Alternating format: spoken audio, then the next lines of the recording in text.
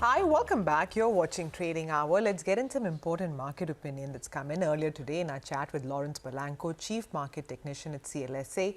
We spoke about investing in volatile times and the global markets being on the cusp of a lower turn in the current scenario. Unfortunately, we've seen this pretty broad trading range for the Nifty year to date, roughly 15% wide. So we've really traded between 16,000 and 18,000 year to date. And the rally that we've seen off the June lows is now taking us into that resistance zone, which is basically the highs that you made back in March and the highs that you made in January.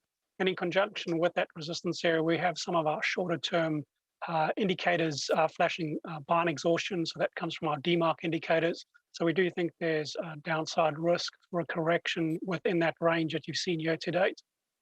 Laurence, good morning. So your DMARC 9 signal, right? That's what you referred to, and with the RSI where it is, you believe we are at some kind of a top and maybe reversal like we saw in the previous three tops. But does that mean that the market will make a lower bottom as well, or is this for now just a call on the exhaustion on the upside?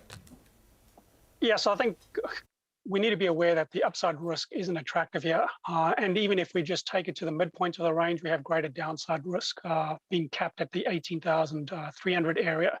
And our view for US markets is that we do think we retest the June lows, which does leave the Nifty vulnerable to fall back to that 16,000 area, which is where we've seen the lows develop in June as well as back in March. So there's definitely a risk of falling back to retest the lows.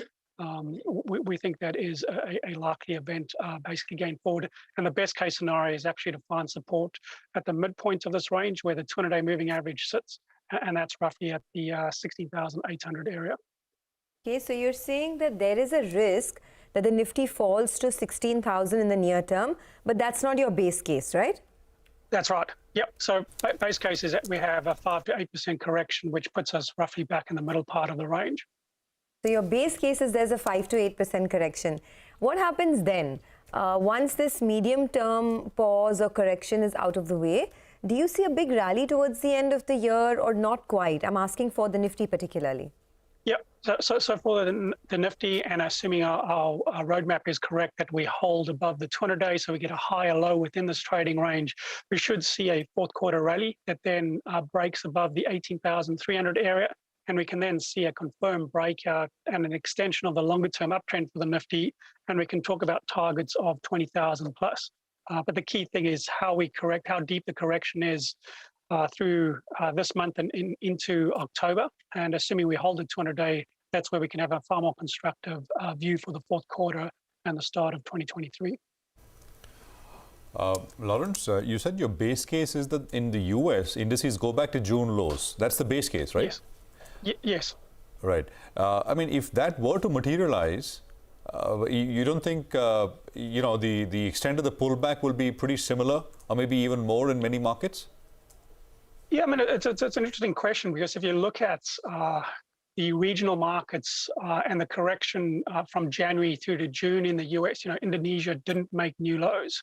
If you look at the Nifty, we've essentially been trapped in a trading range, rather have these distinctive downtrends as you got in the US in its correction. And Japan's another market which has essentially been range bound all year despite the new lows that you had from the January highs into the June lows for the US market. So there has been a distinction in the way global markets have traded versus that US setup. I think in absolute terms, we obviously can't get a breakout with weakness in the US markets, but on a relative basis, we can see some of the regional markets fall less than the US. I think that's a key distinction that we can make and have made year to date.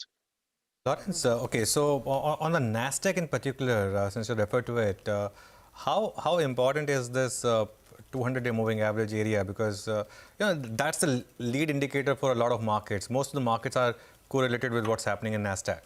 Yeah, but I mean, again, if you look at Nifty, you're above the 200-day. If you look at Nasdaq, you look at S&P, they all failed at the 200-day, right? So again, there is a difference in the way these markets have traded.